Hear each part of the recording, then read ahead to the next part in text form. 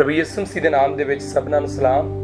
ਇੱਕ ਵਾਰ ਫਿਰ it is written programme ਵਿੱਚ ਮੈਂ ਤੁਹਾਡਾ ਸਭਨਾਂ ਦਾ ਸਵਾਗਤ ਕਰਦਾ, ਜਿਸ ਵਿੱਚ ਪਾਸਟਰ ਬ੍ਰੈਡ ਸ਼ਾਹ ਦੇ ਦੁਆਰਾ ਲਿਖੇ ਗਏ ਸੰਦੇਸ਼ਾਂ ਦੇ ਵਿੱਚੋਂ ਅੱਜ ਮੈਂ ਤੀਸਰਾ ਸੰਦੇਸ਼ ਜਿਹੜਾ ਆ ਉਹ ਤੁਹਾਡੇ ਨਾਲ ਸਾਂਝਾ ਕਰਨ ਜਾ ਰਿਹਾ ਹਾਂ, ਜਿਹਦਾ ਟਾਈਟਲ ਹੈ is there hope for a planet in crisis.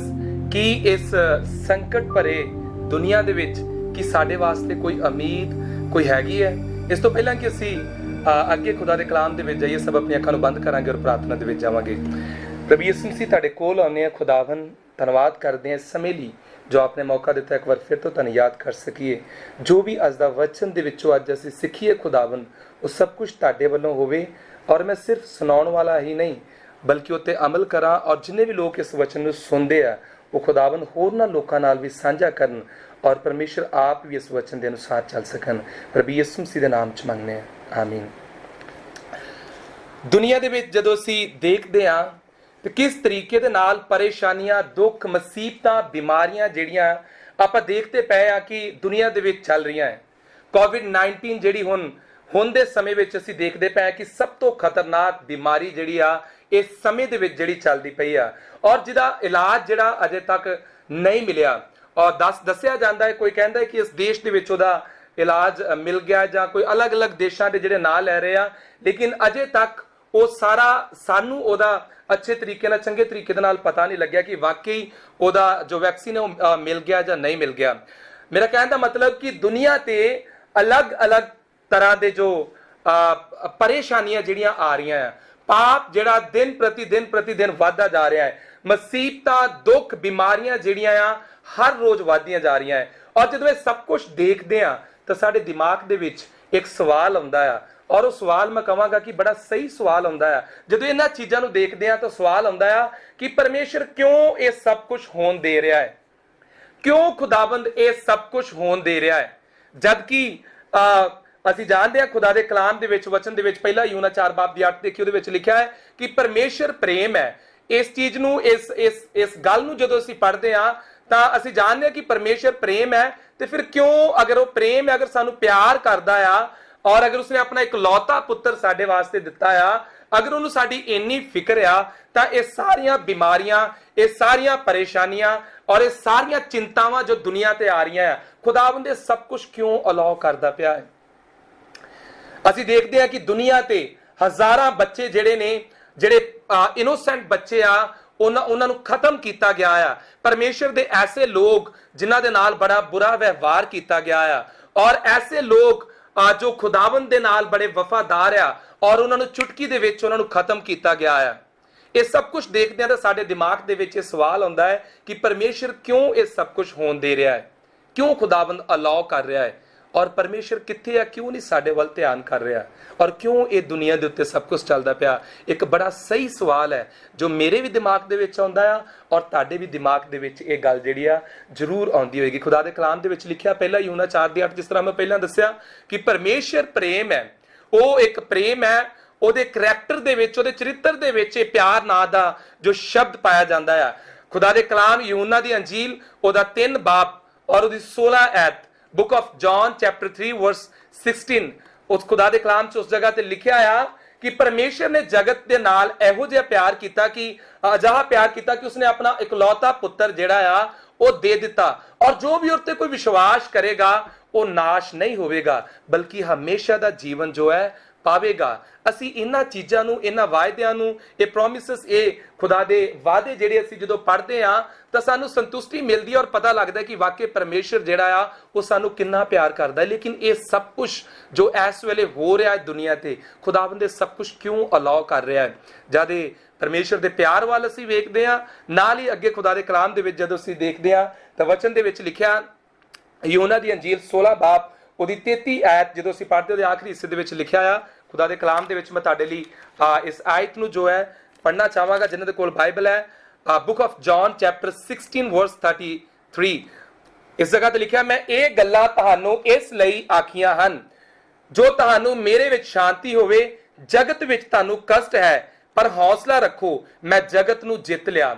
ਖੁਦਾ ਦੇ ਕਲਾਮ ਦੇ ਵਿੱਚ ਪ੍ਰਭੂ ਯਿਸੂ ਮਸੀਹ ਆਪ ਕਹਿ ਰਿਹਾ ਕਿ ਇਸ ਦੁਨੀਆ ਤੇ, ਇਸ ਜਗਤ ਦੇ ਵਿੱਚ ਤੁਹਾਨੂੰ ਕਸ਼ਟ ਹੈ, ਪਰ ਵਚਨ ਦੇ ਵਿੱਚ ਲਿਖਿਆ ਹੈ ਕਿ ਹੌਸਲਾ ਰੱਖੋ, ਮੈਂ ਇਸ ਦੁਨੀਆ ਨੂੰ ਕੀ ਕਰ ਲਿਆ ਹੈ, ਜਿੱਤ ਲਿਆ ਹੈ। ਔਰ ਜਿਹੜੇ ਮਸੀਹ ਦੇ ਵਿੱਚ ਇਸ ਸਮੇਂ ਦੇ ਵਿੱਚ ਅੱਜ ਜੋ ਇਸ ਦੁਨੀਆ ਤੇ ਆਪਣਾ ਜੀਵਨ ਬਤੀਤ ਕਰਦੇ ਪਏ ਨੇ, ਉਹਨਾਂ ਵਾਸਤੇ ਇਹ ਪ੍ਰਭੂ ਯਿਸੂ ਮਸੀਹ ਦਾ ਇੱਕ ਜੋ ਪ੍ਰੋਮਿਸ ਹੈ, ਮੈਂ ਕਹਿੰਦਾ ਕਿ ਉਹ ਇਸ ਪ੍ਰੋਮਿਸ ਵੱਲ ਧਿਆਨ ਦੇਣ ਔਰ ਇਹ ਜਾਣਨ ਕਿ ਵਾਕਈ ਯਿਸੂ ਮਸੀਹ ਨੇ ਕਿਹਾ ਹੈ ਕਿ ਦੁਨੀਆ ਦੇ ਵਿੱਚ ਕਸ਼ਟ ਹੈ ਪਰ ਹਿੰਮਤ ਰੱਖੋ, ਮੈਂ ਦੁਨੀਆ ਨੂੰ ਕੀ ਕਰ ਲਿਆ, ਇਸ ਦੁਨੀਆ ਤੇ ਜਿੱਤ ਪ੍ਰਾਪਤ ਜੋ ਹੈ ਉਹ ਕਰ ਲਈ ਹੈ। ਜਿੱਦਾਂ ਮੇਰਾ ਕਹਿਣ ਦਾ ਮਤਲਬ ਇਹ ਕਿ ਅਗਰ ਪ੍ਰਭੂ ਯਿਸੂ ਮਸੀਹ ਨੇ ਇਸ ਦੁਨੀਆ ਤੇ ਜਿੱਤ ਪ੍ਰਾਪਤ ਕੀਤੀ ਹੈ ਤਾਂ ਜ਼ਰੂਰ ਜੋ ਮਸੀਹ ਦੇ ਵਿੱਚ ਨੇ ਉਹ ਵੀ ਇੱਕ ਦਿਨ ਜੋ ਹੈ ਇਸ ਦੁਨੀਆ ਤੇ ਜਿੱਤ ਪ੍ਰਾਪਤ ਜੋ ਹੈ ਕਰਨਗੇ। ਜਦੋਂ ਇਹਨਾਂ ਚੀਜ਼ਾਂ ਦੇ ਵੱਲ ਅਸੀਂ ਦੇਖਦੇ ਹਾਂ ਕਿ ਕਿਉਂ ਸਭ ਕੁਝ ਹੋ ਰਿਹਾ ਹੈ ਔਰ ਕਿਉਂ ਖੁਦਾ ਅਲਾਉ ਕਰਦਾ, ਆਈਏ ਅਸੀਂ ਖੁਦਾ ਦੇ ਕਲਾਮ ਦੇ ਵਿੱਚ ਅਸੀਂ ਪੁਰਾਣੇ ਨਿਯਮ ਦੇ ਵਿੱਚ ਉਤਪਤੀ ਦੀ ਕਿਤਾਬ ਜਦੋਂ ਅਸੀਂ ਪੜ੍ਹਦੇ ਹਾਂ ਸ਼ੁਰੂ ਤੋਂ, ਤਾਂ ਉੱਥੇ ਸਾਨੂੰ ਪਤਾ ਚੱਲਦਾ ਹੈ ਅਸੀਂ ਸਭ ਆਪਣਾ ਧਿਆਨ ਉਤਪਤੀ ਦੀ ਕਿਤਾਬ ਦੇ ਵੱਲ ਲਿਆਵਾਂਗੇ ਔਰ ਉਸ ਕਹਾਣੀ ਦੇ ਵੱਲ ਜੋ ਅਦਨ ਦੇ ਬਾਗ ਦੇ ਵਿੱਚ ਜੋ ਆਦਮ ਹਵਾ ਔਰ ਜੋ ਸ਼ੈਤਾਨ ਨੇ ਉਹਨਾਂ ਨੂੰ ਗਮਰਾਹ ਕੀਤਾ, ਜੋ ਉਹਨਾਂ ਦੇ ਵਿੱਚ ਉਹ ਕਹਾਣੀ ਜਿਹੜੀ ਆ ਵਾਪਰੀ, ਉਸ ਕਹਾਣੀ ਦੇ ਵੱਲ ਜੋ ਹੈ ਅਸੀਂ ਆਪਣਾ ਧਿਆਨ ਦੇਵਾਂਗੇ ਔਰ ਫਿਰ ਪਤਾ ਚੱਲੇਗਾ ਕਿ ਕਿਉਂ ਖੁਦਾਵੰਦ ਇਹ ਕੀ ਇਹ ਖੁਦਾ ਕਰ ਰਿਹਾ ਹੈ ਜਾਂ ਖੁਦਾ ਅਲਾਉ ਕਰ ਰਿਹਾ ਹੈ ਜਾਂ ਇਹਦੇ ਪਿੱਛੇ ਖੁਦਾ ਦਾ ਹੱਥ ਹੈ ਜਾਂ ਕੋਈ ਹੋਰ ਤਾਕਤ ਹੈ ਜੋ ਇਹ ਸਭ ਕੁਝ ਇਸ ਧਰਤੀ ਤੇ ਸਭ ਕੁਝ ਕਰਵਾ ਰਿਹਾ ਹੈ ਜਾਂ ਉਹ ਕਰ ਰਿਹਾ ਹੈ। ਖੁਦਾ ਦੇ ਕਲਾਮ ਦੇ ਵਿੱਚ ਅਸੀਂ ਜਦੋਂ ਬਾਈਬਲ ਨੂੰ ਪੜ੍ਹਦੇ, ਪਰਮੇਸ਼ਰ ਦੇ ਵਚਨ ਦੇ ਵਿੱਚੋਂ ਸਾਨੂੰ ਪਤਾ ਚੱਲਦਾ ਹੈ ਕਿ ਖੁਦਾ ਨੇ ਜਦੋਂ ਇਸ ਧਰਤੀ ਦੀ ਰਚਨਾ ਕੀਤੀ ਸੀ, ਉਸ ਵੇਲੇ ਪਰਮੇਸ਼ਰ ਨੇ ਇਸ ਧਰਤੀ ਨੂੰ ਬੜੇ ਵਧੀਆ ਤਰੀਕੇ ਦੇ ਨਾਲ ਬਣਾਇਆ ਸੀ। ਉਸ ਵੇਲੇ ਧਰਤੀ ਤੇ ਕੋਈ ਕਿਸੇ ਤਰ੍ਹਾਂ ਦਾ ਪਾਪ ਨਹੀਂ ਸੀ, ਉਸ ਵੇਲੇ ਧਰਤੀ ਤੇ ਕਿਸੇ ਤਰ੍ਹਾਂ ਦਾ ਕੋਈ ਗੁਨਾਹ ਨਹੀਂ ਸੀ। ਉਸ ਵੇਲੇ ਜਦੋਂ ਆਦਮ ਹਵਾ ਦੀ ਧਰਤੀ ਤੇ ਪਰਮੇਸ਼ਰ ਨੇ ਰਚਨਾ ਕੀਤੀ, ਕੋਈ ਉਹਨਾਂ ਦੇ ਮਨਾਂ ਦੇ ਵਿੱਚ ਕੋਈ ਗੁਨਾਹ ਨਹੀਂ ਸੀ, ਉਹ ਪਾਕ ਸਾਫ਼ ਮਨ ਦੇ ਨਾਲ ਪਰਮੇਸ਼ਰ ਦੀ ਇਬਾਦਤ ਕਰਦੇ ਸਨ। ਉਸ ਵੇਲੇ ਪੇੜ ਪੌਦੇ ਜੋ ਪਸ਼ੂ ਪੰਛੀ ਉਹਨਾਂ ਉੱਤੇ ਪਾਪ ਦਾ ਕਿਸੇ ਤਰ੍ਹਾਂ ਦਾ ਕੋਈ ਪ੍ਰਭਾਵ ਨਹੀਂ ਸੀ, ਬਲਕਿ ਉਹ ਸਭ ਜੋ ਹੈ ਉਹ ਪਰਮੇਸ਼ਰ ਦੀ ਆਗਿਆ ਦੇ ਅਨੁਸਾਰ ਔਰ ਪਰਮੇਸ਼ਰ ਦੇ ਹੁਕਮ ਦੇ ਅਨੁਸਾਰ ਸਭ ਉਹ ਚੱਲਦੇ ਸਨ। ਲੇਕਿਨ ਅਸੀਂ ਦੇਖਦੇ ਹਾਂ ਕਿ ਉਹ ਇੱਕ ਬਹੁਤ ਹੀ ਖੂਬਸੂਰਤ ਅਦਨ ਦੀ ਵਾਟਿਕਾ, ਅਦਨ ਦਾ ਬਾਗ, ਜਿਹਦੇ ਵਿੱਚ ਸ਼ੈਤਾਨ ਜਦੋਂ ਐਂਟਰ ਕਰਦਾ ਆ ਤਾਂ ਉਹਨਾਂ ਉੱਤੇ ਅਟੈਕ ਹੁੰਦਾ ਆ, ਉਹਨਾਂ ਉੱਤੇ ਇੱਕ ਹਮਲਾ ਕਰਦਾ ਆ, ਜਿਸ ਹਮਲੇ ਦੇ ਵਿੱਚ ਆਦਮ ਔਰ ਹਵਾ ਨੂੰ ਗਮਰਾਹ ਕੀਤਾ ਜਾਂਦਾ ਆ ਔਰ ਉਹ ਉਸ ਹਮਲੇ ਦੇ ਵਿੱਚ ਕਮਜ਼ੋਰ ਪੈ ਜਾਂਦੇ ਆ। ਔਰ ਜਦੋਂ ਉਹ ਉਸ ਫਲ ਨੂੰ ਜਿਹੜਾ ਪਰਮੇਸ਼ਰ ਨੇ ਉਹਨਾਂ ਨੂੰ ਖਾਣ ਲਈ ਮਨਾ ਕੀਤਾ ਹੁੰਦਾ, ਜਦੋਂ ਸ਼ੈਤਾਨ ਉਹਨਾਂ ਨੂੰ ਗੁੰਮਰਾਹ ਕਰਦਾ ਆ ਔਰ ਉਸ ਫਲ ਨੂੰ ਲੈਂਦੇ ਆ, ਖਾ ਲੈਂਦੇ ਆ, ਉਹਨਾਂ ਦੀਆਂ ਅੱਖਾਂ ਖੋਲਦੀਆਂ ਔਰ ਪਾਉਂਦੇ ਨੇ ਕਿ ਵਾਕਈ ਉਹ ਨੰਗੇ ਨੇ, ਉਹ ਅਪਰਾਧ ਕਰ ਦਿੰਦੇ ਆ, ਉਹ ਗੁਨਾਹ ਕਰ ਦਿੰਦੇ ਆ। ਔਰ ਖੁਦਾ ਦੇ ਕਲਾਮ ਦੇ ਵਿੱਚ ਲਿਖਿਆ ਆ ਪਰਮੇਸ਼ਰ ਦੇ ਹੁਕਮ ਨੂੰ ਨਾ ਮੰਨਣਾ ਜੋ ਕੀ ਹੈ ਪਾਪ ਹੈ। ਔਰ ਵਚਨ ਦੇ ਵਿੱਚ ਰੋਮੀਆਂ ਦੀ ਕਿਤਾਬ ਉਹਦਾ 6 ਬਾਬ ਉਹਦੀ 23 ਐਤ, ਬੁੱਕ ਆਫ ਰੋਮਨਸ ਚੈਪਟਰ 6 ਵਰਸ 23 ਉਸ ਜਗ੍ਹਾ ਤੇ ਖੁਦਾ ਦੇ ਕਲਾਮ ਦੇ ਵਿੱਚ ਲਿਖਿਆ ਆ ਕਿ ਮੈਂ ਤੁਹਾਡੇ ਵਾਸਤੇ ਇਸ ਆਇਤ ਨੂੰ ਪੜਾਂਗਾ ਕਿ ਪਾਪ ਦੀ ਮਜ਼ਦੂਰੀ ਜੋ ਹੈ ਉਹ ਮੌਤ ਹੈ। ਖੁਦਾ ਦੇ ਵਚਨ 'ਚ ਲਿਖਿਆ ਹੈ ਪਰਮੇਸ਼ਰ ਦੇ ਹੁਕਮ ਨੂੰ ਨਾ ਮੰਨਣਾ ਹੀ ਪਾਪ ਹੈ। ਔਰ ਰੋਮੀਆਂ 6 ਬਾਬ ਉਹਦੀ 23 ਐਤ ਵਿੱਚ ਲਿਖਿਆ ਆ ਕਿ ਪਾਪ ਦੀ ਮਜ਼ਦੂਰੀ ਜਿਹੜੀ ਕੀ ਆ ਉਹ ਮੌਤ ਹੈ। ਆਦਮ ਹਵਾ ਨੇ ਪਰਮੇਸ਼ਰ ਦੇ ਹੁਕਮ ਦੀ ਉਲੰਘਣਾ ਕੀਤੀ, ਉਹਨਾਂ ਹੁਕਮ ਦੀ ਪਾਲਣਾ ਨਹੀਂ ਕੀਤੀ, ਉਹਨਾਂ ਪਾਪ ਕਰ ਲਿਆ ਔਰ ਉਹ ਪਾਪ ਕਰਨ ਦੇ ਨਾਲ ਇਸ ਧਰਤੀ ਤੇ ਜੋ ਹੈ ਮੌਤ ਆ ਗਈ। ਇਸ ਧਰਤੀ ਤੇ ਪੂਰੇ ਸੰਸਾਰ, ਪੂਰੀ ਧਰਤੀ ਉਸ ਵੇਲੇ ਪੇੜ ਪੌਦੇ, ਪਸ਼ੂ ਪੰਛੀ, ਹਵਾ ਦੇ ਵਿੱਚ ਧਰਤੀ ਦੇ ਉੱਤੇ ਰਹਿਣ ਵਾਲੇ ਜਾਨਵਰ, ਪੰਛੀ, ਹਰ ਇੱਕ ਚੀਜ਼ ਉੱਤੇ ਉਹਨਾਂ ਦੇ ਪਾਪ ਦਾ, ਜੋ ਉਹਨਾਂ ਨੇ ਪਾਪ ਕਰ ਦਿੱਤਾ, ਉਹਦਾ ਪ੍ਰਭਾਵ ਜਿਹੜਾ ਕੀ ਆ ਪੈ ਗਿਆ ਔਰ ਇਸ ਕਾਰਨ ਜੋ ਹੈ ਉਸ ਧਰਤੀ ਤੇ ਕੀ ਆਇਆ, ਮੌਤ ਆ ਗਈ। ਔਰ ਇਹ ਸਭ ਕੁਝ ਕਿੰਨੇ ਕਰਾਇਆ ਸੀ, ਕਿੰਨੇ ਗੁੰਮਰਾਹ ਕੀਤਾ? ਸ਼ੈਤਾਨ ਨੇ। ਖੁਦਾ ਦੇ ਕਲਾਮ ਨੂੰ ਜਦੋਂ ਅਸੀਂ ਪੜ੍ਹਦੇ ਹਾਂ ਔਰ ਇਹ ਸ਼ੈਤਾਨ ਜੋ ਹੈ, ਜਦੋਂ ਅਸੀਂ ਸ਼ੈਤਾਨ ਦੇ ਬਾਰੇ ਖੁਦਾ ਦੇ ਵਚਨ ਦੇ ਵਿੱਚੋਂ ਦੇਖੀਏ ਤਾਂ ਸਾਨੂੰ ਪਤਾ ਚੱਲਦਾ ਹੈ ਕਿ ਇਹ ਸ਼ੈਤਾਨ ਜਿਹੜਾ ਆ ਇਹ ਸ਼ੁਰੂ ਤੋਂ ਸ਼ੈਤਾਨ ਨਹੀਂ ਸੀ। ਖੁਦਾਵੰਦ ਨੇ ਪਰਮੇਸ਼ਰ ਨੇ ਜੋ ਹੈ ਜਦੋਂ ਲੂਸੀਫਰ ਨੂੰ ਬਣਾਇਆ, ਉਹ ਪਹਿਲਾਂ ਇਸ ਤਰ੍ਹਾਂ ਦਾ ਨਹੀਂ ਸੀ। ਵਚਨ ਬਿਆਨ ਕਰਦਾ ਹੈ ਕਿ ਵਾਕਈ ਉਹ ਕਿੰਨਾ ਖੂਬਸੂਰਤ ਸੀ ਔਰ ਕਿੰਨੇ ਗੁਨਾਹ ਦੇ ਨਾਲ ਉਹ ਭਰਿਆ ਹੋਇਆ ਸੀ। ਖੁਦਾ ਦੇ ਕਲਾਮ ਦੇ ਵਿੱਚ ਯਸ਼ਾਇਆ ਦੀ ਕਿਤਾਬ ਮੈਂ ਤੁਹਾਡੇ ਵਾਸਤੇ ਪੜ੍ਹਨਾ ਚਾਹਾਂਗਾ, ਜਿਨ੍ਹਾਂ ਦੇ ਕੋਲ ਬੁੱਕ ਹੈ, ਬਾਈਬਲ ਹੈ, ਉਹ ਮੇਰੇ ਨਾਲ ਖੋਲਣ। ਬੁੱਕ ਆਫ ਆਇਜ਼ਾਇਆ ਚੈਪਟਰ 14 ਵਰਸ 12 ਤੋਂ ਅਸੀਂ ਪੜ੍ਹਨਾ ਸ਼ੁਰੂ ਕਰਾਂਗੇ, 12 ਤੋਂ 14। ਯਸ਼ਾਇਆ ਦੀ ਕਿਤਾਬ ਉਹਦਾ 14 ਬਾਬ ਔਰ 12 ਤੋਂ 14 ਤੱਕ ਅਸੀਂ ਪੜ੍ਹਾਂਗੇ। ਉਸ ਜਗ੍ਹਾ ਤੇ ਇਸ ਤਰ੍ਹਾਂ ਲਿਖਿਆ ਹੈ, ਹੇ ਆਕਾਸ਼ ਤੋਂ ਕਿਵੇਂ ਡਿੱਗ ਪਿਆ, ਤੂੰ ਆਕਾਸ਼ ਤੋਂ ਕਿਵੇਂ ਡਿੱਗ ਪਿਆ, ਹੇ ਦਿਨ ਦੇ ਤਾਰੇ, ਫਜਰ ਦੇ ਪੁੱਤਰ, ਤੂੰ ਕਿਵੇਂ ਧਰਤੀ ਤੀਕ ਵੱਢਿਆ ਗਿਆ, ਹੇ ਕੌਮਾਂ ਦੇ ਢਾਉਣ ਵਾਲੇ। ਤੈਂ ਆਪਣੇ ਦਿਲ ਵਿੱਚ ਆਖਿਆ, ਭਾਈ ਮੈਂ ਆਕਾਸ਼ ਉੱਤੇ ਚੜ ਜਾਵਾਂਗਾ, ਪਰਮੇਸ਼ਰ ਦੇ ਤਾਰਿਆਂ ਤੋਂ ਉਤਾਂ ਮੈਂ ਆਪਣਾ ਸਿੰਘਾਸਨ ਉੱਚਾ ਕਰਾਂਗਾ ਤਰਾਂਗਾ, ਅਤੇ ਮੈਂ ਮੰਡਲੀ ਦੇ ਪਰਬਤ ਉੱਤੇ ਉੱਤਰ ਦੀਆਂ ਹੱਦਾਂ ਵਿੱਚ ਬੈਠਾਂਗਾ। ਮੈਂ ਬੱਦਲਾਂ ਦੀਆਂ ਉਚਾਈਆਂ ਤੇ ਚੜ ਜਾਵਾਂਗਾ, ਮੈਂ ਆਪ ਨੂੰ ਅਤ ਮਹਾਨ ਜਹਾ ਬਣਾਵਾਂਗਾ। ਖੁਦਾ ਦੇ ਕਲਾਮ ਦੇ ਵਿੱਚੋਂ ਜਦੋਂ ਅਸੀਂ ਅੱਗੇ ਹਿਜ਼ਕੀਏਲ ਦੀ ਕਿਤਾਬ ਉਹਦਾ 28 ਬਾਬ ਉਹਦੀ 17-18 ਐਤ ਨੂੰ ਪੜ੍ਹਦੇ ਹਾਂ, ਉਹਦੇ ਵਿੱਚ ਇਸ ਤਰੀਕੇ ਦੇ ਨਾਲ ਲਿਖਿਆ, ਬੁੱਕ ਆਫ ਹਿਜ਼ਕੀਏਲ ਚੈਪਟਰ 28 ਔਰ ਵਰਸਸ 17 ਐਂਡ 18। ਉਸ ਜਗ੍ਹਾ ਤੇ ਇਸ ਤਰ੍ਹਾਂ ਲਿਖਿਆ, ਤੇਰਾ ਦਿਲ ਤੇਰੀ ਸੁਹੱਪਨ ਵਿੱਚ ਮਗਰੂਰ ਸੀ, ਤੂੰ ਆਪਣੀ ਸ਼ਾਨ ਦੇ ਕਾਰਨ ਆਪਣੀ ਬੁੱਧੀ ਨਾਸ਼ ਕਰ ਲਈ। ਮੈਂ ਤੈਨੂੰ ਧਰਤੀ ਤੇ ਪਟਕ ਦਿੱਤਾ ਅਤੇ ਪਾਤਸ਼ਾਹਾਂ ਦੇ ਮੋਹਰੇ ਧਰ ਦਿੱਤਾ ਹੈ, ਤਾਂ ਜੋ ਉਹ ਤੈਨੂੰ ਢੱਕ ਲੈਣ। ਤੂੰ ਆਪਣੀਆਂ ਬਹੁਤੀਆਂ ਔਗੁਣਾਂ ਦੇ ਕਾਰਨ ਅਤੇ ਵਪਾਰ ਵਿੱਚ ਬੇਇਨਸਾਫੀ ਕਰਕੇ ਆਪਣੇ ਪਵਿੱਤਰ ਅਸਥਾਨਾਂ ਨੂੰ ਅਪਵਿੱਤਰ ਕੀਤਾ ਹੈ। ਇਸ ਲਈ ਮੈਂ ਤੇਰੇ ਅੰਦਰੋਂ ਅੱਗ ਕੱਢੀ, ਜਿਹਨੇ ਤੈਨੂੰ ਖਾ ਲਿਆ, ਅਤੇ ਮੈਂ ਤੇਰੇ ਸਾਰੇ ਵੇਖਣ ਵਾਲਿਆਂ ਦੀਆਂ ਅੱਖਾਂ ਦੇ ਸਾਹਮਣੇ ਤੈਨੂੰ ਧਰਤੀ ਉੱਤੇ ਸੁਆਹ ਬਣਾ ਦਿੱਤਾ। ਖੁਦਾ ਦੇ ਕਲਾਮ ਦੇ ਵਿੱਚੋਂ ਅਸੀਂ ਪੜ੍ਹਦੇ ਹਾਂ ਕਿ ਕਿਸ ਤਰੀਕੇ ਦੇ ਨਾਲ ਸ਼ੈਤਾਨ ਜਿਹਨੇ ਆਦਮ ਹਵਾ ਨੂੰ ਗੁੰਮਰਾਹ ਕੀਤਾ ਸੀ, ਇਹ ਇੱਕ ਸਮੇਂ ਇਹ ਇਸ ਤਰ੍ਹਾਂ ਦਾ ਨਹੀਂ ਸੀ। ਇਹ ਇੱਕ ਸਵਰਗੀ ਘਰ ਦੇ ਵਿੱਚ ਰਹਿਣ ਵਾਲਾ ਸੀ। ਇੱਕ ਖਾਸ ਜਗ੍ਹਾ, ਇੱਕ ਖਾਸ ਪੋਜੀਸ਼ਨ ਜਿਹੜੀ ਇਸ ਸ਼ੈਤਾਨ ਨੂੰ, ਲੂਸੀਫਰ ਨੂੰ ਦਿੱਤੀ ਗਈ ਸੀ, ਔਰ ਇਹਦੇ ਮਨ ਦੇ ਵਿੱਚ ਇੱਕ ਘਮੰਡ ਆਉਂਦਾ ਆ। ਇਹ ਚਾਹੁੰਦਾ ਆ ਕਿ ਜਿਸ ਤਰੀਕੇ ਦੇ ਨਾਲ ਪਰਮੇਸ਼ਰ ਦੀ ਇਬਾਦਤ ਕੀਤੀ ਜਾਂਦੀ ਹੈ, ਜਿਸ ਤਰੀਕੇ ਦੇ ਨਾਲ ਖੁਦਾ ਦੀ ਵਡਿਆਈ ਕੀਤੀ ਜਾਂਦੀ ਹੈ, ਜਿਸ ਤਰੀਕੇ ਦੇ ਨਾਲ ਖੁਦਾ ਦੀ ਪ੍ਰੇਜ਼ ਕੀਤੀ ਜਾਂਦੀ ਹੈ, ਉਸ ਤਰੀਕੇ ਦੇ ਨਾਲ ਮੇਰੀ ਇਬਾਦਤ ਕੀਤੀ ਜਾਵੇ। ਮੈਨੂੰ ਜੋ ਹੈ ਉੱਚਾ ਅਹੁਦਾ ਮਿਲੇ, ਔਰ ਮੈਂ ਜੋ ਹੈ ਖੁਦਾ ਨੂੰ ਨੀਚੇ ਬਲਕਿ ਆਪਣੇ ਆਪ ਨੂੰ ਖੁਦਾ ਤੋਂ ਵੀ ਉੱਪਰ ਜਿਹੜਾ ਕੀ ਹੈ ਕਰ ਲਵਾਂ। ਮੈਂ ਜੋ ਆ ਖੁਦਾ ਦੀ ਜਗ੍ਹਾ ਤੇ ਜਿਹੜਾ ਹੋਣਾ ਚਾਹੀਦਾ। ਔਰ ਇਹ ਕਮਾਂਡ, ਇਹ ਚੀਜ਼ਾਂ ਜਦੋਂ ਇਹਦੇ ਮਨ ਦੇ ਵਿੱਚ ਆਈਆਂ ਤਾਂ ਇਹ ਵਾਕਈ ਉਸ ਜਗ੍ਹਾ ਤੇ ਗੁਨਾਹ ਕਰਦਾ ਹੈ, ਔਰ ਉਹ ਗੁਨਾਹ ਦੇ ਕਾਰਨ ਇਹਨੇ ਆਦਮ ਔਰ ਹਵਾ ਨੂੰ ਗੁੰਮਰਾਹ ਕੀਤਾ, ਜਿਹਦੇ ਕਾਰਨ ਇਸ ਧਰਤੀ ਤੇ ਵੀ ਜਦੋਂ ਗੁਨਾਹ ਆਇਆ, ਜਿਸ ਕਾਰਨ ਇਸ ਧਰਤੀ ਤੇ ਵੀ ਜਦੋਂ ਅਪਰਾਧ ਆਇਆ। ਔਰ ਇਹੋ ਹੀ ਕਾਰਨ ਹੈ ਕਿ ਜਦੋਂ ਇਹ ਸਾਰੀਆਂ ਪਰੇਸ਼ਾਨੀਆਂ, ਦੁੱਖ, ਮੁਸੀਬਤਾਂ, ਬਿਮਾਰੀਆਂ, ਲੜਾਈਆਂ, ਝਗੜੇ ਔਰ ਹਰ ਤਰ੍ਹਾਂ ਦੀ ਬਦਕਾਰੀ ਜਿਹੜੀ ਦੁਨੀਆ ਤੇ ਅੱਜ ਕੀਤੀ ਜਾ ਰਹੀ ਹੈ, ਇਹ ਸਭ ਕੁਝ ਜੋ ਹੈ ਸ਼ੈਤਾਨ ਦੇ ਗੁਨਾਹ ਕਰਨ ਦੇ ਨਾਲ, ਜੋ ਗੁਨਾਹ ਕਰਕੇ ਉਸ ਗੁਨਾਹ ਨੂੰ ਧਰਤੀ ਤੇ ਜੋ ਲੈ ਕੇ ਆਇਆ, ਉਹਦੇ ਕਾਰਨ ਇਹ ਸਭ ਕੁਝ ਅੱਜ ਇਸ ਧਰਤੀ ਤੇ ਚੱਲਦਾ ਪਿਆ ਹੈ। ਔਰ ਅਸੀਂ ਬੜੀ ਜਲਦੀ ਦੇ ਨਾਲ ਖੁਦਾ ਦੇ ਉੱਤੇ ਬਲੇਮ ਲਗਾ ਦਿੰਨੇ ਆ। ਸ਼ੈਤਾਨ ਸ਼ੁਰੂ ਤੋਂ ਹੀ ਚਾਹੁੰਦਾ ਰਿਹਾ ਆ ਕਿ ਮੇਰੀ ਜੋ ਹੈ ਉਹ ਵਡਿਆਈ ਕੀਤੀ ਜਾਵੇ, ਮੇਰੀ ਜਿਹੜੀ ਆ ਉਹ ਵਰਸ਼ਿਪ ਕੀਤੀ ਜਾਵੇ, ਮੇਰੀ ਜਿਹੜੀ ਆ ਉਹ ਪ੍ਰੇਜ਼ ਕੀਤੀ ਜਾਵੇ। ਔਰ ਖੁਦਾ ਦੇ ਕਲਾਮ ਦੇ ਵਿੱਚ ਇਹ ਇੱਕ ਪ੍ਰੇਜ਼ ਦਾ, ਇੱਕ ਵਰਸ਼ਿਪ ਦਾ ਔਰ ਆਪਣੇ ਆਪ ਨੂੰ ਉੱਪਰ ਰੱਖਣ ਦਾ ਜਿਹੜਾ ਸ਼ੈਤਾਨ ਦਾ ਜਿਹੜਾ ਖਿਆਲ ਆ, ਇਹ ਸ਼ੁਰੂ ਤੋਂ ਚੱਲਦਾ ਆ ਰਿਹਾ ਹੈ। ਜਦੋਂ ਇਜ਼ਰਾਈਲੀ ਲੋਕ ਜਦੋਂ ਉਸ ਮਿਸਰ ਦੀ ਗੁਲਾਮੀ ਦੇ ਵਿੱਚੋਂ ਆਜ਼ਾਦ ਕਰਾਏ ਸੀ, ਉਦੋਂ ਵੀ ਸ਼ੈਤਾਨ ਦੇ ਮਨ ਦੇ ਵਿੱਚ ਇਹ ਗੱਲਾਂ ਸੀ ਕਿ ਖੁਦਾ ਦੀ ਇਬਾਦਤ ਕਰਨ ਦੇ ਬਜਾਏ ਇਹ ਲੋਕ ਜਿਹੜੀ ਆ ਮੇਰੀ ਇਬਾਦਤ ਕਰਨ। ਔਰ ਕਈ ਜਗ੍ਹਾ ਤੇ ਸ਼ੈਤਾਨ ਨੇ ਪਰਮੇਸ਼ਰ ਦੇ ਲੋਕਾਂ ਨੂੰ ਗੁੰਮਰਾਹ ਕਰਨ ਦੀ ਕੋਸ਼ਿਸ਼ ਕੀਤੀ, ਔਰ ਉਹਨਾਂ ਨੂੰ ਗੁੰਮਰਾਹ ਕੀਤਾ ਔਰ ਆਪਣੇ ਵੱਲ ਉਹਨਾਂ ਦਾ ਧਿਆਨ ਖਿੱਚਣ ਦੀ ਕੋਸ਼ਿਸ਼ ਕੀਤੀ। ਬੁੱਕ ਆਫ ਰੈਵਲੇਸ਼ਨ ਚੈਪਟਰ 13 ਵਰਸ 4 ਜਦੋਂ ਅਸੀਂ ਦੇਖਦੇ ਹਾਂ ਤਾਂ ਉਹਦੇ ਵਿੱਚ ਵੀ ਅਸੀਂ ਦੇਖਦੇ ਹਾਂ ਕਿ ਕਿਸ ਤਰੀਕੇ ਦੇ ਨਾਲ ਸ਼ੈਤਾਨ ਜਿਹੜਾ ਆ ਉਹ ਗੁੰਮਰਾਹ ਕਰ ਰਿਹਾ ਹੈ, ਕਿ ਕਿਸ ਤਰੀਕੇ ਦੇ ਨਾਲ ਆਖਰੀ ਸਮੇਂ ਦੇ ਵਿੱਚ ਵੀ ਜੋ ਹੈ ਕਿਸੇ ਨਾ ਕਿਸੇ ਤਰੀਕੇ ਦੇ ਨਾਲ ਉਹਦੀ ਖੁਦ ਦੀ ਪ੍ਰੇਜ਼ ਕੀਤੀ ਜਾਵੇ। ਮੈਂ ਤੁਹਾਡੇ ਵਾਸਤੇ ਇਸ ਆਇਤ ਨੂੰ ਪੜ੍ਹਨਾ ਚਾਹੁੰਦਾ ਹਾਂ, ਬੁੱਕ ਆਫ ਰੈਵਲੇਸ਼ਨ ਚੈਪਟਰ 13 ਔਰ ਉਹਦੀ 4th ਵਰਸ ਜੋ ਹੈ ਇਸ ਜਗ੍ਹਾ ਤੇ ਇਸ ਤਰ੍ਹਾਂ ਲਿਖਿਆ ਹੈ,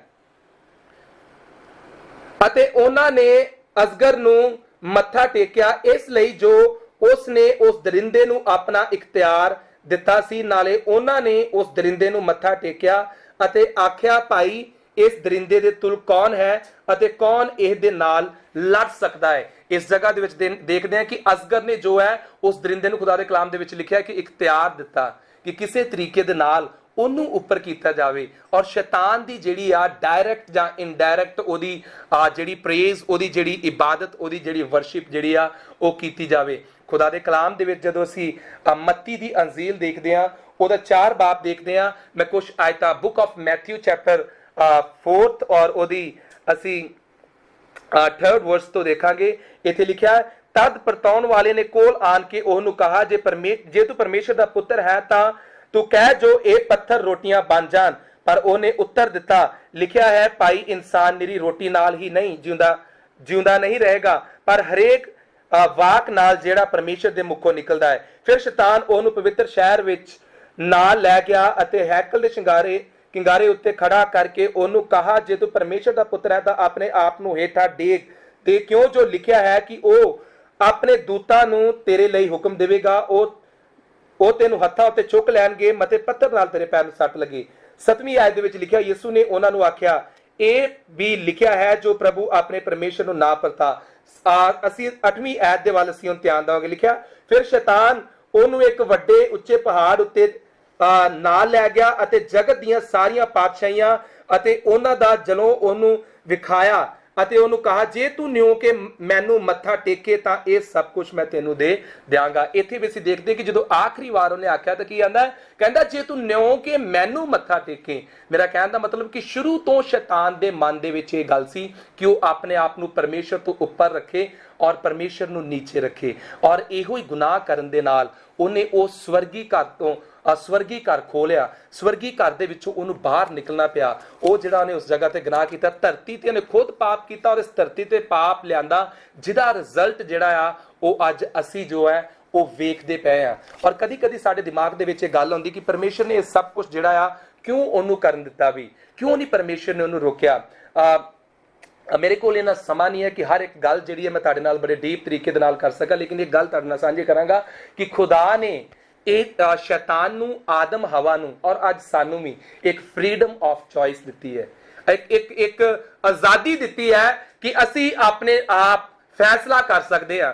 ਅਸੀਂ ਖੁਦ ਦੇਖ ਸਕਦੇ ਹਾਂ ਕਿ ਕੀ ਚੰਗਿਆਈ ਹੈ ਔਰ ਕੀ ਬੁਰਾਈ ਹੈ। ਇਹੋ ਫਰੀडम ਜਿਹੜੀ ਆ ਖੁਦਾਵੰ ਨੇ ਉਹਨਾਂ ਦੂਤਾਂ ਨੂੰ ਵੀ ਦਿੱਤੀ, ਜਿਨ੍ਹਾਂ ਦੇ ਵਿੱਚੋਂ ਸ਼ੈਤਾਨ ਜਿਹੜਾ ਲੂਸੀਫਰ ਜੋ ਹੈ, ਸੇਟਨ ਜੋ ਹੈ, ਅਸਗਰ ਦੇ ਨਾਂ ਤੇ, ਅਬਲੀਸ ਦੇ ਨਾਂ ਤੇ ਜੋ ਅੱਜ ਜਾਣਿਆ ਜਾਂਦਾ ਹੈ, ਇਹਨੇ ਜੋ ਹੈ ਉਹ ਜੋ ਫਰੀडम ਆਫ ਚੋਇਸ ਖੁਦਾ ਨੇ ਉਹਨੂੰ ਦਿੱਤੀ, ਇੱਕ ਆਜ਼ਾਦੀ ਦਿੱਤੀ ਫੈਸਲਾ ਕਰਨ ਦੀ। ਇਹਨੇ ਇੱਕ ਗਲਤ ਸਟੈਪ ਜਿਹੜਾ, ਗਲਤ ਕਦਮ ਜਿਹੜਾ, ਗਲਤ ਫੈਸਲਾ ਜਿਹੜਾ ਲਿਆ ਕਿ ਜੋ ਇਹ ਪਰਮੇਸ਼ਰ ਦੇ ਖਿਲਾਫ ਜੋ ਹੋ ਗਿਆ। ਔਰ ਅਦਨ ਦੇ ਵਿੱਚ ਵੀ ਜੋ ਹੈ ਪਰਮੇਸ਼ਰ ਅਗਰ ਚਾਹੁੰਦਾ ਤਾਂ ਉਹ ਉਸ ਜਗ੍ਹਾ ਤੇ ਉਹ ਉਸ ਪੇੜ ਦੇ ਚਾਰੋਂ ਔਰ ਕੋਈ ਆਪਣੇ ਦੂਤਾਂ ਦੀ ਵਾੜ ਲਗਾ ਸਕਦਾ ਸੀ, ਉਸ ਪੇੜ ਨੂੰ ਹੀ ਉਸ ਜਗ੍ਹਾ ਤੇ ਨਹੀਂ ਰੱਖ ਸਕਦਾ ਸੀ। ਲੇਕਿਨ ਖੁਦਾ ਨੇ ਉਹਨਾਂ ਨੂੰ ਇੱਕ ਚੋਇਸ, ਇੱਕ ਫਰੀडम ਦਿੱਤੀ ਹੈ ਕਿ ਤੁਸੀਂ ਆਪਣੀ ਮਰਜ਼ੀ ਦੇ ਨਾਲ ਵੇਖੋ ਵੀ। ਖੁਦਾ, ਮੇਰਾ ਕਹਿਣ ਦਾ ਮਤਲਬ ਕਿ ਕਿਸੇ ਦੇ ਨਾਲ ਧੱਕੇਸ਼ਾਹੀ ਨਹੀਂ ਕਰ ਰਿਹਾ, ਕਿਸੇ ਨੂੰ ਉਹ ਫੋਰਸ ਨਹੀਂ ਕਰ ਰਿਹਾ ਔਰ ਕਿਸੇ ਨੂੰ ਉਹ ਇਹ ਨਹੀਂ ਕਹਿ ਰਿਹਾ ਕਿ ਜੋ ਮੈਂ ਚਾਹੁੰਦਾ ਸਿਰਫ ਉਸੇ ਤਰੀਕੇ ਦੇ ਨਾਲ ਹੋਵੇ। ਚੰਗਿਆਈ ਬੁਰਾਈ ਪਰਮੇਸ਼ਰ ਨੇ ਅੱਗੇ ਰੱਖੀ ਹੈ ਔਰ ਖੁਦਾ ਚਾਹੁੰਦਾ ਹੈ ਕਿ ਤੁਸੀਂ ਖੁਦ ਡਿਸਾਈਡ ਕਰੋ ਕਿ ਚੰਗਾ ਕੀ ਔਰ ਬੁਰਾ ਕੀ ਹੈ। ਮੈਂ ਆਪ ਨੂੰ ਦੱਸਦਾ ਹੈ, ਅਗਰ ਸਾਡੇ ਕੋਲ ਇਹ ਅੱਜ ਆਜ਼ਾਦੀ ਆ ਕਿ ਅਸੀਂ ਇੱਕ ਗੱਡੀ, ਇੱਕ ਕਾਰ ਚਲਾ ਸਕਦੇ ਹਾਂ, ਡਰਾਈਵ ਕਰ ਸਕਦੇ ਹਾਂ, ਤਾਂ ਅਸੀਂ ਸਮਝਦੇ ਹਾਂ ਕਿ ਸਾਡੇ ਕੋਲ ਆਜ਼ਾਦੀ ਆ। ਲੇਕਿਨ ਸਾਡੇ ਕੋਲ ਇਹ ਆਜ਼ਾਦੀ ਨਹੀਂ ਹੈ ਕਿ ਅਸੀਂ ਕਿਸੇ ਦੇ ਵੀ ਵਿੱਚ ਜਾ ਕੇ ਉਹ ਮਾਰੀਏ ਔਰ ਕਿਸੇ ਨੂੰ ਖਤਮ ਕਰ ਦਈਏ। ਸਾਡੇ ਕੋਲ ਇਹ ਆਜ਼ਾਦੀ ਨਹੀਂ ਹੈ ਕਿ ਅਸੀਂ ਕਿਸੇ ਵੀ ਦੀ ਗੱਡੀ ਦੇ ਵਿੱਚ ਜਾ ਕੇ ਮਾਰੀਏ ਔਰ ਐਕਸੀਡੈਂਟ ਕਰ ਲਈਏ। ਬੇਸ਼ੱਕ ਸਾਡੇ ਕੋਲ ਆਜ਼ਾਦੀ, ਇਸੇ ਤਰ੍ਹਾਂ ਖੁਦਾ ਨੇ ਆਜ਼ਾਦੀ ਇਹਨਾਂ ਨੂੰ ਦਿੱਤੀ, ਲੇਕਿਨ ਇਹ ਨਹੀਂ ਕਿ ਉਹ ਹਮੇਸ਼ਾ ਜੋ ਹੈ ਇੱਕ ਰੋਂਗ ਡਿਸੀਜ਼ਨ, ਇੱਕ ਗਲਤ ਡਿਸੀਜ਼ਨ ਜਿਹੜੇ ਆ ਆਪਣੇ ਜੀਵਨ ਦੇ ਵਿੱਚ ਲੈਣ। ਸ਼ੈਤਾਨ ਨੇ ਗਲਤ ਡਿਸੀਜ਼ਨ ਲਿਆ ਔਰ ਜੋ ਉਹਨੂੰ ਫਰੀडम ਆਫ ਚੋਇਸ ਦਿੱਤੀ, ਉਹਦਾ ਉਹਨੇ ਜੋ ਗਲਤ ਇੱਕ ਫੈਸਲਾ ਲਿਆ ਔਰ ਉਸੇ ਤਰ੍ਹਾਂ ਆਦਮ ਹਵਾ ਨੇ ਇੱਕ ਗਲਤ ਫੈਸਲਾ ਲਿਆ, ਜਿਹਦੇ ਕਾਰਨ ਇਸ ਧਰਤੀ ਤੇ ਅਪਰਾਧ, ਗੁਨਾਹ ਆਇਆ ਹੈ। ਆਪ ਨੂੰ ਪਤਾ ਹੈ ਅੱਜ ਖੁਦਾਵੰ ਜੋ ਹੈ, ਅੱਜ ਅਸੀਂ ਜਦੋਂ ਦੇਖਦੇ ਹਾਂ ਤਾਂ ਪਰਮੇਸ਼ਰ ਦੇ ਉੱਤੇ ਬਲੇਮ ਲਗਾਇਆ ਜਾਂਦਾ ਹੈ ਕਿ ਖੁਦਾ ਇਹ ਸਭ ਕੁਝ ਕਿਉਂ ਹੋਣ ਦੇ ਰਿਹਾ ਹੈ, ਕਿਉਂ ਪਰਮੇਸ਼ਰ ਅਲਾਉ ਕਰਦਾ ਪਿਆ ਆ ਇਹ ਸਭ ਕੁਝ ਹੋਣ ਵਾਸਤੇ। ਔਰ ਇਹੋ ਸ਼ੈਤਾਨ ਦੀ ਚਾਲ ਹੈ ਕਿ ਕਰੇਗਾ ਉਹ, ਲੇਕਿਨ ਆਖਰੀ ਸਮੇਂ ਤੇ ਉਹ ਪਰਮੇਸ਼ਰ ਦੇ ਉੱਤੇ ਦੋਸ਼ ਲਗਾਏਗਾ ਕਿ ਜੋ ਕੁਝ ਦੁਨੀਆ ਤੇ ਚੱਲਦਾ ਪਿਆ ਹੈ ਉਹ ਸਿਰਫ ਔਰ ਸਿਰਫ ਪਰਮੇਸ਼ਰ ਦੇ ਕਾਰਨ ਚੱਲਦਾ ਪਿਆ ਹੈ। ਲੇਕਿਨ ਮੈਂ ਤੁਹਾਨੂੰ ਇਹ ਦੱਸਦਾ ਹਾਂ, ਖੁਦਾ ਦੇ ਕਲਾਮ ਦੇ ਵਿੱਚ ਜਦੋਂ ਅਸੀਂ ਹਿਜ਼ਕੀਏਲ ਦੀ ਕਿਤਾਬ ਉਹਦਾ 33 ਬਾਬ ਉਹਦੀ 11 ਆਇਤ ਪੜ੍ਹਦੇ ਹਾਂ ਤਾਂ ਉਹਦੇ ਵਿੱਚ ਲਿਖਿਆ ਹੈ, ਤੂੰ ਉਹਨਾਂ ਨੂੰ ਆਖ ਕਿ ਪ੍ਰਭੂ ਯਹੋਵਾ ਦਾ ਵਾਕ ਹੈ, ਮੈਨੂੰ ਆਪਣੀ ਜਾਨ ਦੀ ਸਹੁੰ, ਦੁਸ਼ਟ ਦੀ ਮੌਤ ਵਿੱਚ ਮੈਨੂੰ ਕੋਈ ਖੁਸ਼ੀ ਨਹੀਂ। ਖੁਦਾ ਦੇ ਕਲਾਮ 'ਚ ਲਿਖਿਆ 33 ਬਾਬ ਦੀ 11 ਆਇਤ, ਬੁੱਕ ਆਫ ਹਿਜ਼ਕੀਏਲ ਚੈਪਟਰ 33 ਵਰਸ 11 ਕਿ ਮੈਨੂੰ, ਕਹਿੰਦਾ ਖੁਦਾ ਨੇ ਲਿਖਿਆ, ਦੁਸ਼ਟ ਦੀ ਮੌਤ ਵਿੱਚ ਮੈਨੂੰ ਕੋਈ ਖੁਸ਼ੀ ਨਹੀਂ। ਉਹ ਲੋਕਾਂ ਦੀ ਗੱਲ ਨਹੀਂ ਇਸ ਜਗ੍ਹਾ ਤੇ ਕੀਤੀ ਗਈ ਜੋ ਪਰਮੇਸ਼ਰ ਦੇ ਵਚਨ ਦੇ ਅਨੁਸਾਰ ਚੱਲਦੇ ਆ, ਜੋ ਖੁਦਾ ਦੇ ਵਿੱਚ ਬਣੇ ਹੋਏ ਨੇ। ਇਹ ਤੇ ਲਿਖਿਆ, ਖੁਦਾਵੰਦ ਕਹਿੰਦਾ ਕਿ ਦੁਸ਼ਟ ਦੀ ਮੌਤ ਤੋਂ ਮੈਨੂੰ ਕੋਈ ਵੀ ਜਿਹੜੀ ਆ ਉਹ ਖੁਸ਼ੀ ਨਹੀਂ, ਸਗੋਂ ਇਸ ਵਿੱਚ ਖੁਸ਼ੀ ਹੈ ਕਿ ਦੁਸ਼ਟ ਆਪਣੀ ਰਾਹ ਤੋਂ ਮੋੜ ਆਏ। ਪਰਮੇਸ਼ਰ ਇੱਕ ਦੁਸ਼ਟ ਦੀ ਮੌਤ ਤੋਂ ਵੀ ਜੋ ਖੁਸ਼ ਨਹੀਂ ਹੁੰਦਾ, ਤਾਂ ਫਿਰ ਅਸੀਂ ਕਿਸ ਤਰ੍ਹਾਂ ਬਲੇਮ ਕਰ ਸਕਦੇ ਹਾਂ ਕਿ ਖੁਦਾਵੰਦ ਕਿਉਂ ਇਹ ਸਭ ਕੁਝ ਹੋਣ ਦਿਆ, ਔਰ ਜਿਹਦੇ ਵਿੱਚ ਪਰਮੇਸ਼ਰ ਦੇ ਲੋਕ ਵੀ ਜਿਹੜੇ ਉਹ ਪਿੱਸੀ ਜਾ ਰਹੇ ਆ। ਖੁਦਾਵੰਦ ਦੇ ਚਰਿੱਤਰ ਦੇ ਵਿੱਚ ਪਿਆਰ ਹੈ, ਔਰ ਹਮੇਸ਼ਾ ਉਹ ਪਿਆਰ ਹੀ ਜਿਹੜਾ ਆ ਆਪਣੇ ਲੋਕਾਂ ਨੂੰ ਜੋ ਦਿਖਾਉਣਾ ਚਾਹੁੰਦਾ ਆ, ਔਰ ਹਮੇਸ਼ਾ ਆਪਣੇ ਲੋਕਾਂ ਲਈ ਉਹਨੇ ਪਿਆਰ ਹੀ ਦਿਖਾਇਆ ਹੈ, ਔਰ ਆਉਣ ਵਾਲੇ ਸਮੇਂ ਦੇ ਵਿੱਚ ਵੀ ਇਸੇ ਤਰ੍ਹਾਂ ਪਰਮੇਸ਼ਰ ਜਿਹੜਾ ਆਪਣਾ ਪ੍ਰੇਮ ਆਪਣੇ ਲੋਕਾਂ ਨੂੰ ਦਿਖਾਉਂਦਾ ਰਹੇਗਾ। ਲੇਕਿਨ ਮੈਂ ਆਖਰ ਦੇ ਵਿੱਚ ਬੜੇ ਧਿਆਨ ਦੇ ਨਾਲ ਸੁਣਨਾ, ਤੁਹਾਡੇ ਨਾਲ ਇਹ ਗੱਲ ਦੱਸਣਾ ਕਿ ਇਸ ਸਮੇਂ ਦੇ ਵਿੱਚ ਜੋ ਮੇਰਾ ਟਾਈਟਲ ਸੀ ਅੱਜ ਦਾ, ਇਹ ਤਾਂ ਅਸੀਂ ਇਹ ਦੇਖ ਲਿਆ ਕਿ ਵਾਕਈ ਕਿਸ ਤਰੀਕੇ ਦੇ ਨਾਲ ਔਰ ਕੌਣ ਇਹਨਾਂ ਚੀਜ਼ਾਂ ਦਾ ਜ਼ਿੰਮੇਵਾਰ ਹੈ। ਪਰ ਇਸ ਸਮੇਂ ਦੇ ਵਿੱਚ ਇਹ ਕੋਵਿਡ-19 ਦੇ ਵਿੱਚ ਔਰ ਇਹ ਬਿਮਾਰੀਆਂ, ਜਿਸ ਸਮੇਂ ਦੇ ਵਿੱਚ ਅਸੀਂ ਬਿਮਾਰੀਆਂ ਦਾ ਔਰ ਹਰ ਤਰ੍ਹਾਂ ਦੀਆਂ ਕੁਦਰਤੀ ਆਫਤਾਂ ਦਾ ਜਿਹਦੇ ਵਿੱਚ ਸਾਹਮਣਾ ਕਰਦੇ ਪਏ ਆ, ਇਸ ਸਮੇਂ ਦੇ ਵਿੱਚ ਕਿ ਸਾਡੇ ਵਾਸਤੇ ਕੋਈ ਉਮੀਦ ਇਸ ਧਰਤੀ ਤੇ ਹੈਗੀ ਆ। ਖੁਦਾ ਦੇ ਕਲਾਮ ਦੇ ਵਿੱਚ ਲਿਖਿਆ ਹੈ ਕਿ ਰਸੂਲਾਂ ਦੇ ਕਰਤਬ ਉਹਦੀ 16 ਬਾਬ ਉਹਦੀ 31 ਆਇਤ ਵੱਲ ਮੈਂ ਧਿਆਨ ਦੇਵਾਂਗਾ। ਬੁੱਕ ਆਫ ਐਕਟਸ ਚੈਪਟਰ 16 ਔਰ ਵਰਸ 31, ਔਰ ਉੱਥੋਂ ਅਸੀਂ ਪੜਾਂਗੇ ਰਸੂਲਾਂ ਦੇ ਕਰਤਬ 16 ਬਾਬ ਉਹਦੀ 31 ਆਇਤ ਲਿਖਿਆ, ਉਹਨਾਂ ਆਖਿਆ ਪ੍ਰਭੂ ਯਿਸੂ ਉੱਤੇ ਨੇਚਾ ਕਰ ਤਾਂ ਤੂੰ ਅਤੇ ਤੇਰਾ ਘਰਾਣਾ ਬਚਾਇਆ ਜਾਵੇਗਾ। ਖੁਦਾ ਦੇ ਕਲਾਮ ਦੇ ਵਿੱਚ ਲਿਖਿਆ ਹੈ, ਵਚਨ 'ਚ ਲਿਖਿਆ ਹੈ ਕਿ ਆਖਿਆ ਕਿ ਪ੍ਰਭੂ ਯਿਸੂ ਮਸੀਹ ਦੇ ਉੱਤੇ ਨੇਚਾ ਕਰੋ। ਇਸ ਸਮੇਂ ਦੇ ਵਿੱਚ ਇਸ ਕੋਵਿਡ-19 ਔਰ ਜੋ ਆਖਰੀ ਸਮਾਂ ਇਹ ਚੱਲਦਾ ਪਿਆ ਹੈ, ਅਗਰ ਤੁਸੀਂ ਚਾਹੁੰਦੇ ਹੋ ਔਰ ਅਗਰ ਤੁਸੀਂ ਇਹ ਦੇਖਣਾ ਚਾਹੁੰਦੇ ਹੋ ਕਿ ਵਾਕਈ ਇਸ ਧਰਤੀ ਤੇ ਸਾਡੇ ਵਾਸਤੇ ਅੱਜ ਦੇ ਸਮੇਂ ਵਿੱਚ ਕੋਈ ਉਮੀਦ ਹੈਗੀ ਆ, ਤਾਂ ਉਹ ਉਮੀਦ ਯਿਸੂ ਮਸੀਹ ਹੈ, ਔਰ ਉਸ ਯਿਸੂ ਦੇ ਉੱਤੇ ਸਾਨੂੰ ਭਰੋਸਾ ਰੱਖਣ ਦੀ ਕੀ ਹੈ, ਜ਼ਰੂਰਤ ਹੈ। ਖੁਦਾ ਦੇ ਵਚਨ 'ਚ ਲਿਖਿਆ ਰਸੂਲਾਂ ਦੇ ਕਰਤਬ 4 ਬਾਬ ਦੀ 12 ਆਇਤ, ਆਕਾਸ਼ ਦੇ ਨੀਚੇ ਧਰਤੀ ਦੇ ਉੱਪਰ ਕੋਈ ਦੂਸਰਾ ਨਾਮ ਨਹੀਂ ਜਿੱਥੋਂ ਅਸੀਂ ਬਚਾਏ ਜਾ ਸਕਦੇ, ਸਿਰਫ ਇੱਕ ਹੀ ਨਾਮ ਹੈ ਔਰ ਉਹ ਹੈ ਯਿਸੂ ਨਾਮ। ਅੱਗੇ ਖੁਦਾ ਦੇ ਕਲਾਮ ਦੇ ਵਿੱਚ ਜਦੋਂ ਅਸੀਂ ਦੇਖਦੇ ਹਾਂ ਬੁੱਕ ਆਫ ਐਕਟਸ ਚੈਪਟਰ 3 ਔਰ ਵਰਸ 19, ਰਸੂਲਾਂ ਦੇ ਕਰਤਬ 3 ਬਾਬ ਉਹਦੀ 19 ਆਇਤ ਦੇ ਵਿੱਚ ਲਿਖਿਆ, ਇਸ ਲਈ ਤੌਬਾ ਕਰੋ ਅਤੇ ਮੁੜੋ। ਇਸ ਜਗ੍ਹਾ ਤੇ ਆਉਂਦਾ ਹੈ ਕਿ ਤੌਬਾ ਕਰੋ, ਰਿਪੈਂਟ, ਪਛਤਾਪ ਕਰੋ। ਤੌਬਾ ਕਰਨ ਦਾ ਮਤਲਬ ਸਿਰਫ ਇਹੋ ਹੀ ਨਹੀਂ ਆ ਕਿ ਆਪਣੇ ਕੰਨਾਂ ਦੇ ਵਿੱਚੋਂ ਅਸੀਂ ਲਾ ਕੇ ਸਭ ਕੁਝ ਸਾਈਡ ਤੇ ਰੱਖਤਾ ਔਰ ਆਪਣਾ ਹਾਰ ਸ਼ਿੰਗਾਰ ਲਾ ਕੇ ਸਾਈਡ ਤੇ ਰੱਖਤਾ, ਉਹ ਇੱਕ ਅਲੱਗ ਗੱਲ ਹੈ। ਲੇਕਿਨ ਤੌਬਾ ਕਰਨ ਦਾ ਜੋ ਬਾਈਬਲ ਦੇ ਅਨੁਸਾਰ ਮਤਲਬ ਹੈ, ਉਹ ਮਤਲਬ ਹੈ ਕਿ ਅਸੀਂ ਜਿਸ ਰਸਤੇ ਤੇ, ਜੋ ਗੁਨਾਹ ਦੇ ਰਸਤੇ ਤੇ ਚੱਲਦੇ ਪਏ ਆ, ਉਹ ਤੋਂ ਯੂ ਟਰਨ ਲੈ ਕੇ ਅਸੀਂ ਵਾਪਸ ਮੋੜ ਆਈਏ ਔਰ ਦੁਬਾਰਾ ਕਦੀ ਵੀ ਉਹਨਾਂ ਅਪਰਾਧਾਂ, ਉਹਨਾਂ ਗੁਨਾਹਾਂ ਵੱਲ ਅਸੀਂ ਕਦੀ ਵੀ ਧਿਆਨ ਜਿਹੜਾ ਆ ਉਹ ਨਾ ਦਈਏ। ਖੁਦਾ ਦੇ ਕਲਾਮ ਦੇ ਵਿੱਚ ਬੁੱਕ ਆਫ 1 ਜੌਨ ਚੈਪਟਰ 1 ਵਰਸ 9, ਪਹਿਲਾ ਯੂਹੰਨਾ 1 ਬਾਬ ਦੀ 9 ਚ ਲਿਖਿਆ, ਜੇ ਅਸੀਂ ਆਪਣੇ ਪਾਪਾਂ ਦਾ ਇਕਰਾਰ ਕਰੀਏ ਤਾਂ ਉਹ ਵਫਾਦਾਰ ਅਤੇ ਧਰਮੀ ਹੈ, ਭਾਈ ਸਾਡੇ ਪਾਪਾਂ ਨੂੰ ਮਾਫ ਕਰੇ ਅਤੇ ਸਾਨੂੰ ਸਾਰੇ ਧਰਮ ਤੋਂ ਸ਼ੁੱਧ ਕਰੇਗਾ। ਲਿਖਿਆ ਉਹ ਵਫਾਦਾਰ ਧਰਮੀ ਹੈ, ਔਰ ਅਗਰ ਅਸੀਂ ਆਪਣੇ ਗੁਨਾਹਾਂ ਦੀ ਮਾਫੀ ਮੰਗਦੇ ਆ ਤਾਂ ਸਾਡੇ ਸਾਰੇ ਧਰਮਾਂ ਤੋਂ, ਖੁਦਾ ਦੇ ਸਾਡੇ ਕੁਧਰਮਾਂ ਤੋਂ, ਸਾਡੇ ਪਾਪਾਂ ਤੋਂ ਵਚਨ ਦੇ ਵਿੱਚ ਲਿਖਿਆ ਹੈ ਕਿ ਉਹ ਸਾਨੂੰ ਮਾਫ ਜੋ ਹੈ ਕਰੇਗਾ। ਬੁੱਕ ਆਫ ਰੈਵਲੇਸ਼ਨ ਚੈਪਟਰ 3 ਵਰਸ 20, ਪ੍ਰਕਾਸ਼ ਦੀ ਪੋਥੀ 3 ਬਾਬ ਉਹਦੀ 20 ਆਇਤ ਦੇ ਵਿੱਚ ਲਿਖਿਆ ਹੈ, ਵੇਖ ਮੈਂ ਬੂਹੇ ਉੱਤੇ ਖਲੋਤਾ ਅਤੇ ਖੜਕਾਉਂਦਾ ਹਾਂ, ਜੇ ਕੋਈ ਮੇਰੀ ਆਵਾਜ਼ ਸੁਣੇ ਅਤੇ ਬੂਹਾ ਖੋਲ ਦੇਵੇ ਤਾਂ ਮੈਂ ਉਹਦੇ ਕੋਲ ਅੰਦਰ ਜਾਵਾਂਗਾ ਅਤੇ ਉਹਦੇ ਨਾਲ ਪ੍ਰਸ਼ਾਦ ਛਕਾਂਗਾ ਅਤੇ ਉਹ ਮੇਰੇ ਨਾਲ ਛਕੇਗਾ। ਖੁਦਾ ਦੇ ਕਲਾਮ ਦੇ ਵਿੱਚ ਲਿਖਿਆ, ਮੈਂ ਬੂਹੇ ਤੇ ਖਲੋਤਾ ਆ ਔਰ ਖਟਖਟਾਉਂਦਾ ਪਿਆ ਆ, ਜੇ ਕੋਈ ਮੇਰੀ ਆਵਾਜ਼ ਨੂੰ ਸੁਣਦਾ ਤਾਂ ਦਰਵਾਜ਼ੇ ਨੂੰ ਖੋਲੇ, ਆਪਣੇ ਦਿਲ ਦੇ ਦਰਵਾਜ਼ੇ ਨੂੰ, ਆਪਣੇ ਮਨ ਦੇ ਦਰਵਾਜ਼ੇ ਨੂੰ ਖੋਲੇ, ਤਾਂ ਕਿ ਮੈਂ ਅੰਦਰ ਆ ਸਕਾਂ ਔਰ ਉਹਦੇ ਨਾਲ ਜੋ ਹੈ ਬੈਠ ਸਕਾਂ। ਯੂਹੰਨਾ ਬੁੱਕ ਆਫ ਜੌਨ ਚੈਪਟਰ 5 ਵਰਸ 40 ਦੇ ਵਿੱਚ, ਯੂਹੰਨਾ ਦੀ ਅੰਜੀਲ ਉਹਦਾ 5 ਬਾਬ ਉਹਦੀ 40 ਆਇਤ ਦੇ ਵਿੱਚ ਲਿਖਿਆ ਹੈ, ਤੁਸੀਂ ਜਿਉਣ ਲੱਭਣ ਲਈ ਮੇਰੇ ਕੋਲ ਆਉਣਾ ਨਹੀਂ ਚਾਹੁੰਦੇ ਹੋ। ਇਸ ਵਕਤ ਅੱਜ ਸਾਡੇ ਕੋਲ ਸਮਾਂ ਹੈ, ਖੁਦਾਵੰਦ ਜੋ ਹੈ ਪ੍ਰਭੂ ਯਿਸੂ ਮਸੀਹ ਜੋ ਹੈ ਸਾਨੂੰ ਇਨਵਾਈਟ ਕਰ ਰਿਹਾ ਔਰ ਕਹਿ ਰਿਹਾ ਮੈਂ ਤੁਹਾਡੇ ਸਾਰੇ ਅਪਰਾਧਾਂ ਦਾ ਤੁਹਾਨੂੰ ਮਾਫ ਕਰਾਂਗਾ। ਵਚਨ ਦੇ ਵਿੱਚ ਲਿਖਿਆ, ਲੇਕਿਨ ਤੁਸੀਂ ਜਿਉਣ ਜਿਹੜਾ ਆ ਉਹ ਪਾਉਣਾ ਨਹੀਂ ਚਾਹੁੰਦੇ। ਖੁਦਾ ਹੁਣ ਵੀ ਸਾਨੂੰ ਇਨਵਾਈਟ ਕਰ ਰਿਹਾ। ਇਸ ਸਮੇਂ ਦੇ ਵਿੱਚ ਪ੍ਰਭੂ ਯਿਸੂ ਮਸੀਹ ਹੀ ਇੱਕ ਐਸੀ ਸਾਡੇ ਵਾਸਤੇ ਆਸ ਹੈ, ਇੱਕ ਐਸੀ ਸਾਡੇ ਵਾਸਤੇ ਉਮੀਦ ਹੈ, ਜਿਹਦੇ ਰਾਹੀਂ ਜੋ ਹੈ ਅਸੀਂ ਆਪਣੇ ਇਸ ਧਰਤੀ ਤੇ ਇਸ ਸਮੇਂ ਦੇ ਵਿੱਚ ਵੀ ਅਸੀਂ ਆਪਣੇ ਆਪ ਨੂੰ ਬਚਾ ਸਕਦੇ ਹਾਂ। ਔਰ ਯਿਸੂ ਮਸੀਹ ਇਸ ਸਮੇਂ ਦੇ ਵਿੱਚ ਉਮੀਦ ਹੈ, ਔਰ ਆਉਣ ਵਾਲੇ ਸਮੇਂ ਦੇ ਵਿੱਚ ਵੀ ਉਹ ਇੱਕ ਦਿਨ ਸਾਨੂੰ ਆਪਣੇ ਨਾਲ ਸਵਰਗੀ ਘਰ ਦੇ ਵਿੱਚ ਲੈ ਕੇ ਜਾਏਗਾ। ਖੁਦਾਵੰਦ ਤੁਹਾਨੂੰ ਸਭਨਾਂ ਨੂੰ ਬੜੀ ਆਸ਼ੀਸ਼ ਬਰਕਤ ਦੇ। ਆਈਏ ਅਸੀਂ ਦੁਆ ਕਰਾਂਗੇ। ਐਲੋਹੀਮ ਕਦੂਸ ਮੁਕੱਦਸ ਖੁਦਾ, ਇੱਕ ਵਾਰ ਫਿਰ ਤੋਂ ਤੁਹਾਡੇ ਕੋਲ ਆਉਂਦੇ ਆ, ਜੋ ਵੀ ਅੱਜ ਦਾ ਵਚਨ ਖੁਦਾਵੰਦ ਤੁਹਾਡੇ ਲੋਕਾਂ ਦੇ ਨਾਲ ਸਾਂਝਾ ਕੀਤਾ ਆ, ਔਰ ਵਾਕਈ ਅਸੀਂ ਜਾਣਦੇ ਆ ਕਿ ਪ੍ਰਭੂ ਯਿਸੂ ਮਸੀਹ ਇਸ ਆਖਰੀ ਸਮੇਂ ਦੇ ਵਿੱਚ ਇੱਕ ਸਾਡੇ ਲਈ ਉਮੀਦ ਹੈ, ਔਰ ਇਹ ਪ੍ਰਭੂ ਯਿਸੂ ਮਸੀਹ ਸਾਨੂੰ ਸਵਰਗ ਦੇ ਵਿੱਚ ਲੈ ਕੇ ਜਾਏਗਾ। ਅਸੀਂ ਖੁਦਾਵੰਦ ਆਪਣੇ ਮਨਾਂ ਨੂੰ ਤਿਆਰ ਕਰੀਏ और प्रभु यीशु मसीह ਨੂੰ ਆਪਣਾ ਉद्धारकर्ता ਮੰਨੀਏ और खुदावंद अपना ਜੀਵਨ ਜੋ ਹੈ ਉਹ ਪ੍ਰਭੂ ਯਿਸੂ ਮਸੀਹ ਨੂੰ ਦੇ ਦਈਏ ਤਾਂ ਕਿ ਅਸੀਂ ਖੁਦਾਵੰਦ ਦੇ ਸਮੇਂ ਦੇ ਵਿੱਚ ਵੀ ਇੱਕ ਹਿੰਮਤ ਦੇ ਨਾਲ ਰਹਿ ਸਕੀਏ ਔਰ ਇੱਕ ਦਿਨ ਪ੍ਰਭੂ ਯਿਸੂ ਮਸੀਹ ਦੇ ਨਾਲ ਸਵਰਗੀ ਘਰ ਦੇ ਵਿੱਚ ਜਾ ਸਕੀਏ। ਪ੍ਰਭੂ ਯਿਸੂ ਮਸੀਹ ਦੇ ਨਾਮ 'ਚ ਮੰਗਦੇ ਹਾਂ, ਆਮੀਨ।